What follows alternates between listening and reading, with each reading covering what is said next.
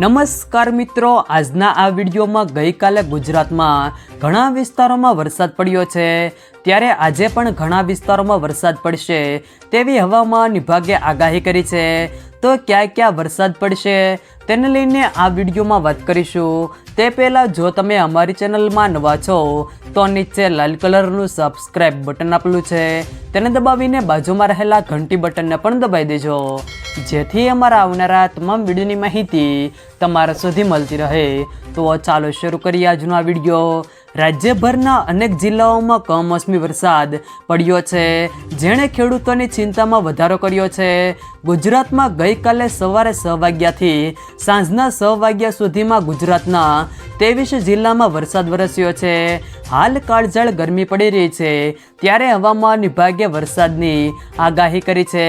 વરસાદની 2 સિસ્ટમ સક્રિય છે, જેના કારણે ગુજરાતના કેટલાક વિસ્તારોમાં વરસાદ પડવાની આગાહી કરવામાં આવી છે। ગુજરાતમાં આગામી 6 દિવસ વરસાદની આગાહી કરવામાં આવી છે। હવામાન વિભાગે આપેલી માહિતી પ્રમાણે આજે બનાસકાંઠા, સાબરકાંઠા, પાટણ, મહેસાણા, ગાંધીનગર, અમદાવાદ, આણંદ, ખેડા, અરવલ્લી, મહીસાગર, ભરૂચ, સુરત, પંચમહાલ, દાહોદ જિલ્લાઓના થોડા વિસ્તારોમાં વરસાદની આગાહી આપવામાં આવી છે, જ્યારે સુરેન્દ્રનગર, ભાવનગર, મોરબી, બોટાદ, અમરેલી, ગીર સોમનાથના કેટલાક વિસ્તારોમાં છૂટાછવાયા સ્થળોમાં વરસાદ પડવાની આગાહી આપવામાં આવી છે। આ ઉપરાંતના જિલ્લાઓમાં વરસાદની શક્યતાઓ નહીવત છે।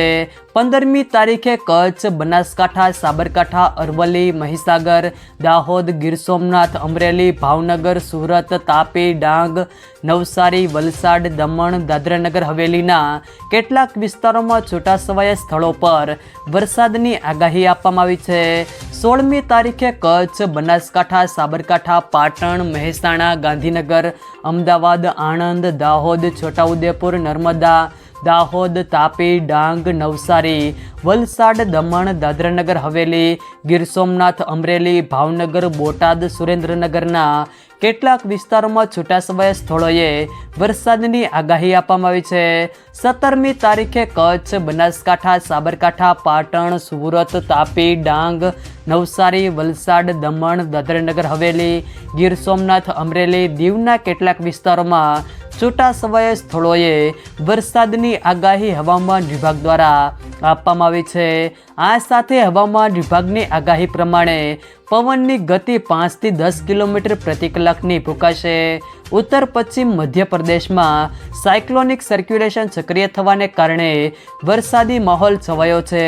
જો મિત્રો વિડીયો પસંદ આવે તો વિડીયોને લાઈક કરો, તમારા મિત્રો સાથે શેર કરો, અને જો તમે અમારી ચેનલમાં નવા હોવ તો ચેનલને સબસ્ક્રાઈબ જરૂર કરજો, જેથી અમારા આવનારા તમામ વિડીયોની માહિતી તમારા સુધી મળતી રહે।